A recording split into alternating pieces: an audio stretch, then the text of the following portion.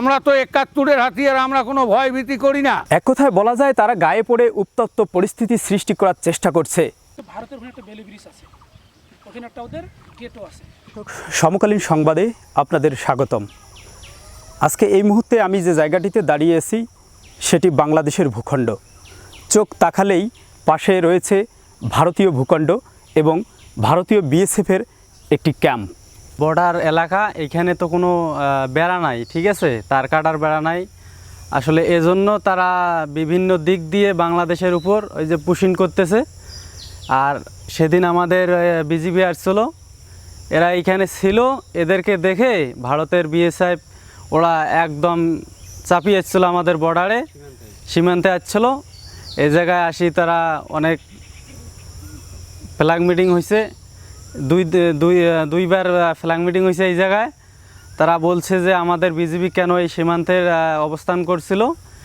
এখন এই পক্ষে আমাদের বিজিবি বলছিল যে আমাদের এলাকায় যাতে পুশিং না হয়, ভারত থেকে লোক ঢুকি না দেওয়া হয়, এজন্য আমরা টহল পার্টি এখানে অবস্থান করতেছি। এই সাপেক্ষে তারা আবার তাদের গন্তব্যে ফিরে যায় ভারতের বিএসএফ।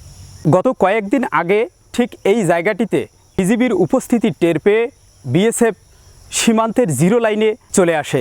আমরা ৭১-এর হাতিয়ার, আমরা যদি গেল মনে করেন যে ওই ভয় করতাম, তাহলে ওই খানের হাতটা কি দেওয়া যে জয় বাংলা হইতো না। এখনও আমরা ভারতকে ভয় করি না এবং করবও না কোনো দিন মাথা নত ভারতের কাছে। ভারতের মিডিয়াকে আমি তীব্র নিন্দা জানাই যে বাংলাদেশ থেকে একটা আদমি কোনো দিনও বাংলাদেশ থেকে ভারতে যাবে না এবং ভারত এদিকে ওদিকে সেদিকে বাংলাদেশে খালি পাঠাইতেছে এইভাবেই। এক কথায় বলা যায় তারা গায়ে পড়ে উত্তপ্ত পরিস্থিতি সৃষ্টি করার চেষ্টা করছে। কিন্তু ২০০৬ সালে ঠিক এই জায়গার মধ্যেই টানা ৬ ঘন্টা যুদ্ধ হয়েছিল।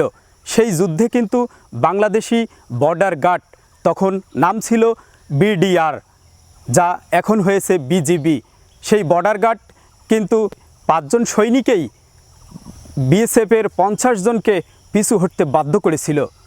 ঠিক একই কায়দায় আবারও কিন্তু বর্ডার গার্ড বিজিবি সীমান্তে খুব শক্ত অবস্থানে রয়েছে, বিএসএফকে পিছু হটতে বাধ্য করছে এবং তাদের পজিশন খুব শক্তভাবে সীমান্তে দেখানোর চেষ্টা করছে। সেই সাথে বাংলাদেশি জনগণও খুব সাহসিকতার সাথে বিজিবির সঙ্গে ঐক্যবদ্ধ হয়ে সীমান্ত পাহারায় কাজ করছে।